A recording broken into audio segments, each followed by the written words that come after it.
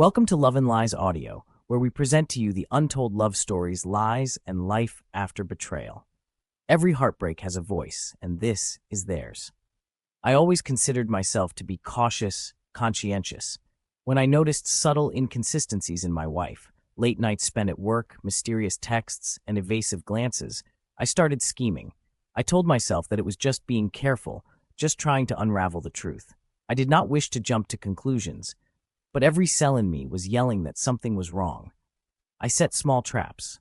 I watched, I listened, I documented. I convinced myself it was for closure, for honesty. Every day, I'd dream up the showdown, going over in my head how I would catch her, the scenario where I would expose the truth. I was the hero, the one who would take back control, in my head. But life has a tendency to mock our plans. One evening, I performed what I thought was the ideal reveal. I pounced on her in a carefree fashion at first, pretending not to know.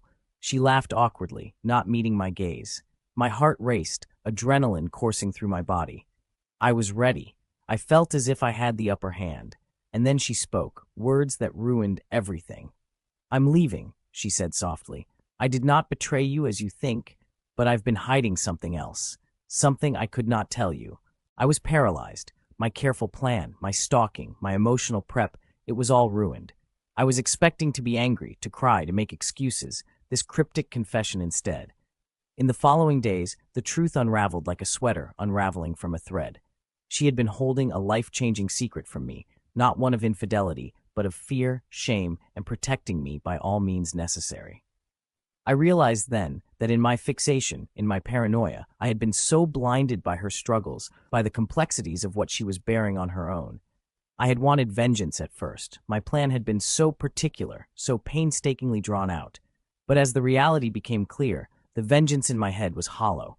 I thought of all those nights alone that I'd spent scheming, dreaming of her guilt, and now they were wasted energy. Instead, I had the choice: drift into bitterness or live, truly, by embracing the unexpected, by transforming, by finding resilience in strength.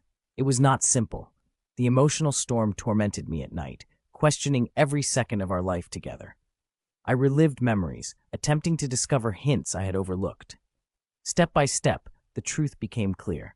I understood the deception I feared was not hers. It was mine, against my own perception and trust. I had been planning revenge for a fictitious wrong while ignoring real wars in my environment. In the end, living wasn't about revenge.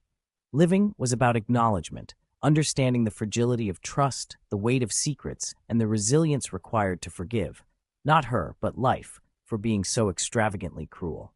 My plan had been foiled, to be sure, but in failure I found an unexpected strength. The strength to survive, to catch sight of truth untethered, and to reassemble, not just my marriage, but myself. My wife, not from obligation or fear, but because now we knew better, the limits of assumption and the depths of truth. What I thought would destroy us became instead the key that proved our strength. There are betrayals that are illusions. But survival, true survival, requires more than strategy.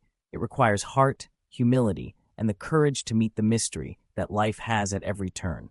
It requires the peculiar gift to see love not as a resource, but as a thin, living reality that needs to be nourished even in extremis. Thanks for sticking with it to the end.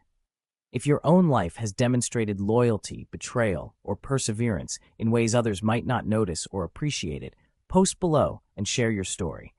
And be sure to subscribe to Love and Lies Audio, where every tale reminds us silence isn't defeat and quiet endings are the loudest victories.